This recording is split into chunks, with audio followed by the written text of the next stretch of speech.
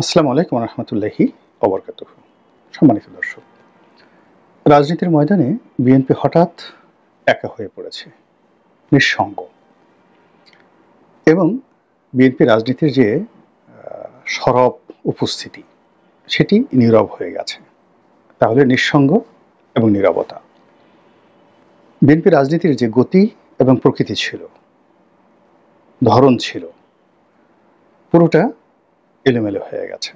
তাদের গতি একেবারে স্তমিত হয়ে গেছে এবং সেই গতি আবার নতুন করে চালু করা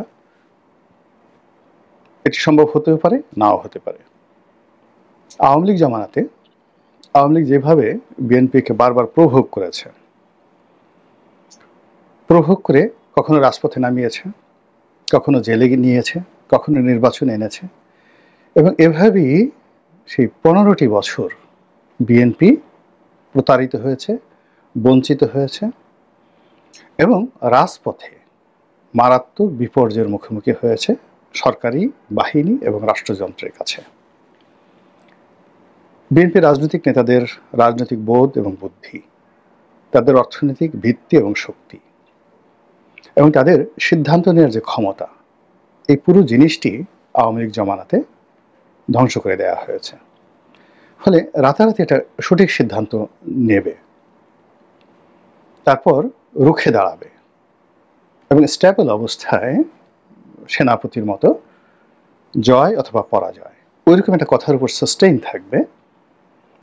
এটি যে বিএনপি নেই তা আমরা গত 10 মাসে দেখতে পাচ্ছি।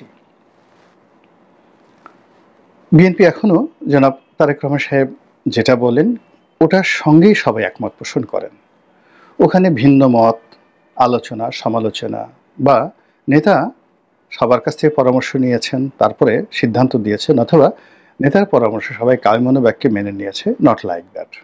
যেটি হয়েছে, হঠাৎ করে নেতা একটি সিদ্ধান্ত নেন, পরিকল্পনা দেন, প্রোগ্রাম দেন, আর অমনি বিএনপির যারা লোকজন তারা সেটা মান্য করার জন্য ঝাঁপিয়ে পড়ে।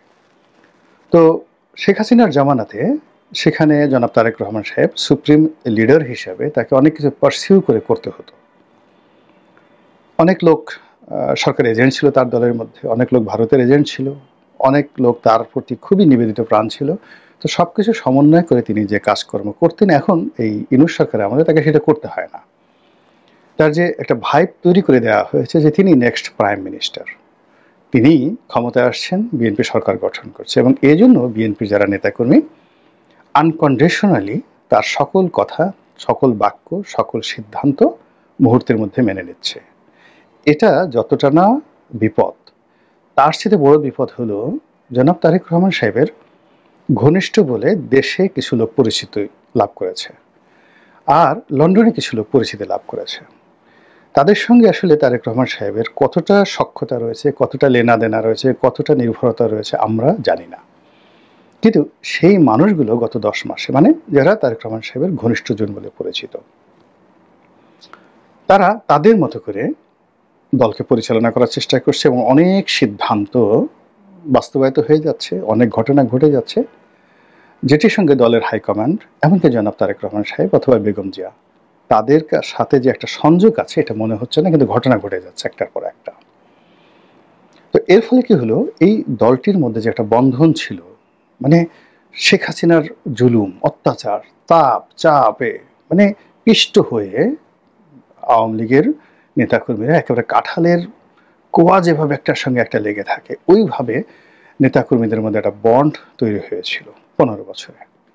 অভাব ছিল, অভিযোগ ছিল, জেল ছিল, জুলুম ছিল, হুলিয়া ছিল, কিন্তু সেই বন্ডটা নষ্ট হয়নি। কিন্তু এখন কি হলো, এখন সব কিছু মহাশূন্যে হারিয়ে গেছে। কাঁঠালও নেই, কাঁঠালের কোষ নেই, বিসিগুলো সব এলোমেলো ঘুরে বেড়াচ্ছে, একজন আরেকজনের সাথে কোনো বিসির সম্পর্ক নেই। যাই হোক, তো এখন এই যে বিএনপির কতগুলো সিদ্ধান্ত, অনেকগুলো সিদ্ধান্ত, যেই সিদ্ধান্ত নেতাকর্মীদের মধ্যে বিভ্রান্তি তৈরি করেছে, অনেকগুলো কর্মকাণ্ড যেটা আপাত দৃষ্টিতে নেতা মনে করছেন যে এটা দলকে সে প্রমোট করছে, কিন্তু আলটিমেটলি তিনি যাদেরকে দায়িত্ব দিয়েছেন তারা যে জেলায় যাচ্ছে, বিভাগে যাচ্ছে, ওখানে গিয়ে পুরনো বিভক্তি আরও নতুন করে দানা বাঁধছে। তিনি যাদের সঙ্গে বন্ধুত্ব করতে চাচ্ছেন, তার আপনজন, তার কাছের লোক, তার রাজনৈতিক যে সহযোগী হবেন যারা, জোট সঙ্গী হবেন যারা, যেমন ধরেন ভিপি নুরু, আন্দালিব রহমান পার্থ, এরপর আরও অনেকগুলো ছোট ছোট রাজনৈতিক দলগুলো আছেন, তাদের সঙ্গে বিএনপির আপামর জনসাধারণের বা নেতাকর্মীদের যে ধরনের সম্পর্ক, শ্রদ্ধা প্রদর্শন, কোঅপারেশন দরকার, সেটা হয়নি। বরং উল্টো তারা অপমানিত হয়েছে, লাঞ্ছিত হয়েছে। ফলে কি হলো, এই তারেক রহমান সাহেবের যে বন্ধুত্বের যে বন্ধন, সেই বন্ধনটা ছিন্ন হয়ে গেছে গত কয়েক মাসে। এবং সবচেয়ে বড় বিপদ এবং বিপত্তি হয়েছে এই লন্ডনের যে বৈঠক, জনাব তারেক রহমান সাহেব ভার্সেস ডক্টর মোহাম্মদ ইউনূস সাহেব। এবং এই বৈঠকের ফলে রাজনীতির যে চিরাচরিত যে বন্ধন, হিসাব নিকাশ সব এলোমেলো হয়ে গেছে।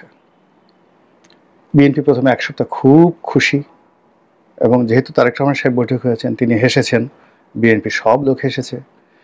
তিনি যাকে বলা হয় ডক্টর মোহাম্মদ ইউনূসকে প্রশংসা করেছেন, তার প্রতি শ্রদ্ধা দেখিয়েছেন। বিএনপি সব লোক অন্ধভাবে আনকন্ডিশনালি ডক্টর মোহাম্মদ ইউনূসকে শ্রদ্ধা জানানোর চেষ্টা করেছে, সমর্থন জানানোর চেষ্টা করেছে।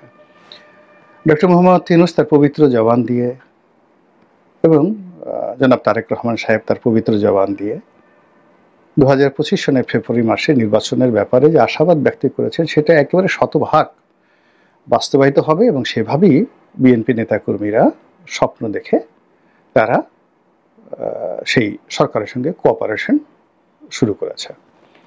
ফলে এই বৈঠকের আগে, অর্থাৎ তারেক রহমান সাহেবের সঙ্গে লন্ডনে যে বৈঠকটা হলো, সেই বৈঠকের আগে যে রাজনৈতিক আবহাওয়া ছিল, মাঠ ছিল উত্তপ্ত, এবং পুরো রাজনীতির বলতে গেলে 99% বিএনপি নিয়ন্ত্রণে ছিল। জামাত, যেটা 2024 সনের সেপ্টেম্বর মাসে জামাতের একটা রমরমা অবস্থা ছিল, এনসিপি তখনও হয়নি, কিন্তু সমন্বয়কদের যে একটা রমরমা অবস্থা ছিল, সেটা কালের বিবর্তনে এসে ঘুরে ঘুরে এসে সেই এপ্রিল মে একেবারে শতভাগ বিএনপির দখলে চলে আসে। স্কুল, কলেজ, মাদ্রাসা, বিশ্ববিদ্যালয়, যেখানে জামাত, শিবির এবং ছাত্র সমন্বয়কদের একচেটিয়া দাপট ছিল 2024 সন পর্যন্ত। 2025 সনের জানুয়ারি ফেব্রুয়ারি সেটা ধীরে ধীরে বিএনপির কর্তৃত্ব চলে আসে। এখন পথ ঘাট মাঠ পুরোটাই তাদের দখলে, এবং সেই দখলের আমরা কিছু নমুনা দেখেছি। যে ডক্টর মোহাম্মদ ইউনূসকে চ্যালেঞ্জ জানিয়ে যখন দক্ষিণ সিটি কর্পোরেশনের মেয়র পদে শপথ পড়ানোর জন্য এশরাক প্রধান উপদেষ্টার বাসভবন ঘেরাও করলেন এবং দক্ষিণ সিটি কর্পোরেশনে ঘেরাও করলেন, কার্যত তখন সরকার এতটা অসহায় হয়ে গেল।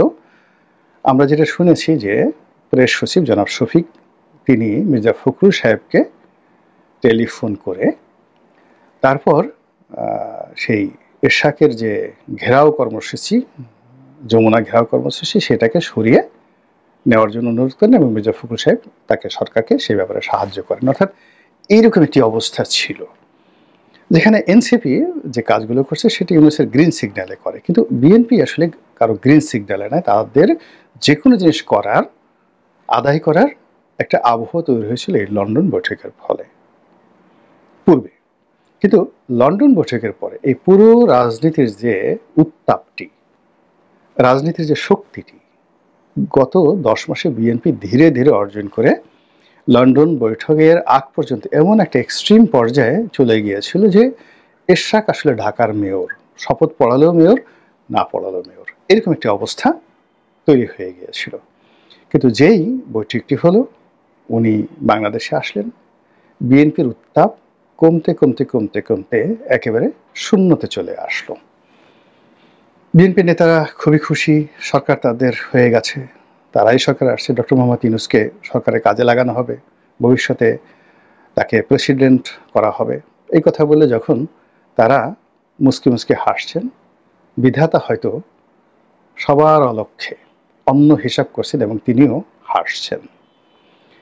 এবং সেই যে বিএনপির হাসি, আজকের এই ভিডিওটি যখন করছি 29 তারিখ জুন মাসের, এই দিন রীতিমতো কান্নায় পরিণত হয়েছে।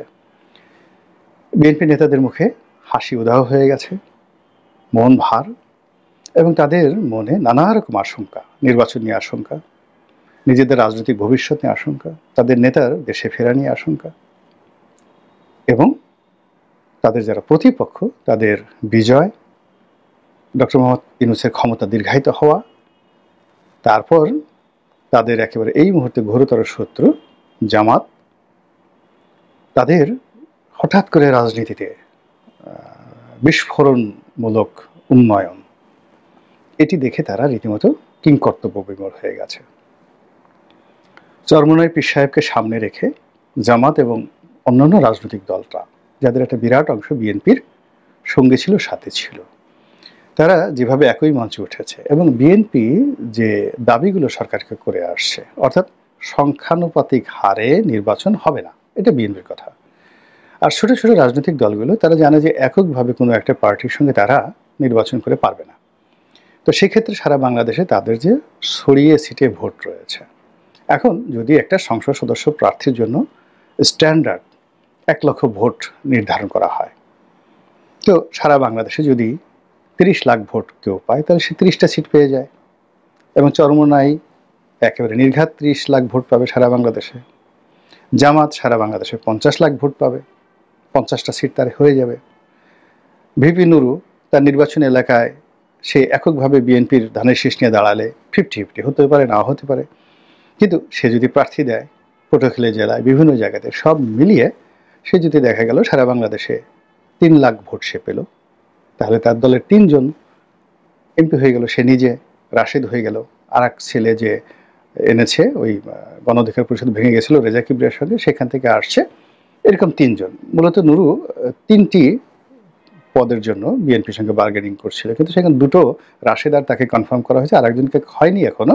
কিন্তু সে যদি ভিন্ন হয় তাহলে কম করে সে 3টি সিট পায়, এবং ভালো প্রার্থী পেলে, মানে নুরুর সাথে যদি আরও 2-4 জন ভালো প্রার্থী যোগে এবং জামাতের যোগাযোগ হয়, এই কয় মাস সে যদি নির্বিঘ্নে সারা বাংলাদেশে চালাতে পারে, তাহলে হয়তো দেখা গেল সে যদি সারা বাংলাদেশে 5 লাখ ভোট পেয়ে যায়, তাহলে তার 5 জন এমপি প্রার্থী তার দলের। এমনকি পার্থ, আন্দালিব রহমান পার্থ, এই এখন বিএনপির সঙ্গে আছে।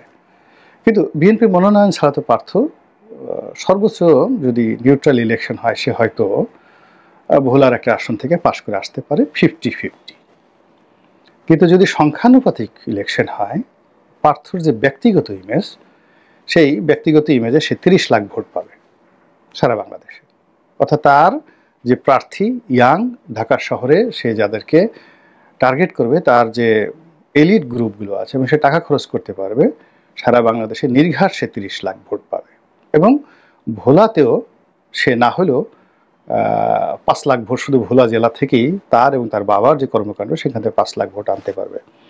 তাহলে পার্থ যদি সংখ্যানুপাতিকভাবে ভোট হয়, ভোট হওয়ার ফলে সে যদি 10টা, 15টা, 20টি সিট পেয়ে যায়, তাহলে সে কেন বিএনপির সঙ্গে থাকবে আপনি বলেন তো?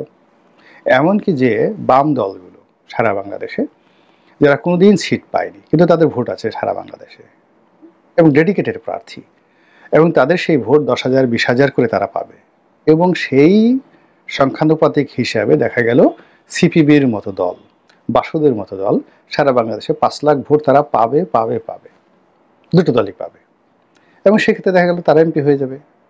কেন তারা বিএনপির সঙ্গে থাকবে? জোনায়েদ শাকির এই অবস্থা। জোনায়েদ শাকি এককভাবে যদি দাঁড়ায়, কিন্তু জোনায়েদ শাকি তার যে কথা বলার ধরন, প্রকৃতি, সে যদি সারা বাংলাদেশে মুভ করে, সে হয়তো 2 লাখ 3 লাখ ভোট পাবে, তার দলে নিজে হবে, তার স্ত্রীকে এমপি বানাতে পারবে। কেন সে বিএনপির সাথে যাবে? এই যে একটা পরিস্থিতি, সংখ্যানুপাতিক নির্বাচনের জন্য রাজনৈতিক দলগুলো যে ঐক্য হয়েছে, যারা মঞ্চে আসে, এতেই বিএনপির অর্ধেক আয়ু কমে গেছে। এবং এটা যদি মুভমেন্ট আরো 15 দিন থাকে, আমি বাকি যাদের নাম বললাম, সেই অন্যান্য যে রাজনৈতিক দল, এলডিপি, কর্নেল ওলির এলডিপি, আর একটা এলডিপির যে আর একটা গ্রুপ, সাদাত হোসেন সেলিম, সেই এলডিপি, তারপরে আসম আব্দুর রব সাহেবের জাসদ, তারা, বাসদ, তারা, বাসদের দুটো গ্রুপ আছে, সেই দুটো গ্রুপ, মানে সবাই দেখা যাচ্ছে যে এই সংখ্যানুপাতিক নির্বাচনের দিকে ঝুঁকে যাবে, বিকজ পার্লামেন্টে তারা রিপ্রেজেন্টেশন ওইভাবে তাদের হবে।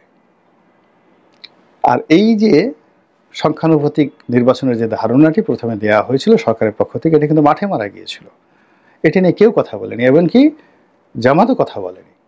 জামাত তখন এই প্রচলিত রাজনীতিতে এগোনোর জন্য চেষ্টা করছে। ঠিক সেই সময়টাতে লন্ডন বৈঠকের পর এটা আবার নতুন করে সামনে আসলো।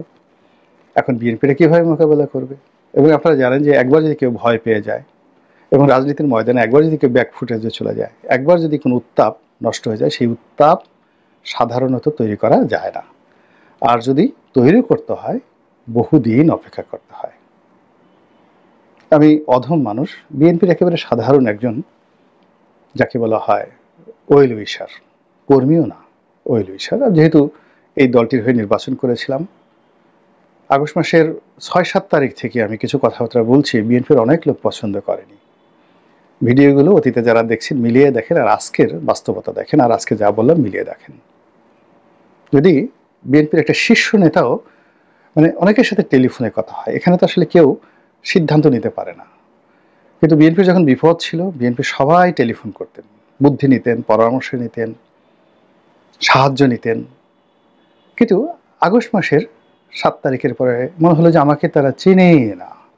কিন্তু জীবনে যে বুদ্ধির চাইতে, এবং বুদ্ধিটা মানে একজন লোক ভীত সন্ত্রস্ত, একজন লোক অসফল, একজন লোক বয়স্ক হয়ে গেছে, তার বুদ্ধি আর একজন লোক সফল, শান্ত, ধীর, স্থির, তার বুদ্ধি সমান নয়। এক চরিত্রহীনের বুদ্ধি চরিত্রবানের বুদ্ধি এক নয়। তো এই জিনিসগুলো বিএনপি যারা লোকজন রয়েছে, তারা তাদের সেই বিপদের দিনে যারা তাদেরকে বিভিন্ন সময় সাহায্য করেছে, সহযোগিতা করেছে, সুসময় আসার পরে তারা এই জিনিসগুলো ভুলে গিয়ে, যাদের কারণে তাদের ব্যর্থতা এসেছে, যাদের কারণে 111 এসেছে, যাদের কারণে যাদের দুর্নাম বদনাম হয়েছে, সেই তাদের বুদ্ধি পরামর্শ নিয়ে গত 10 মাসে দেখেন আজকে কি অবস্থা হয়ে গেছে।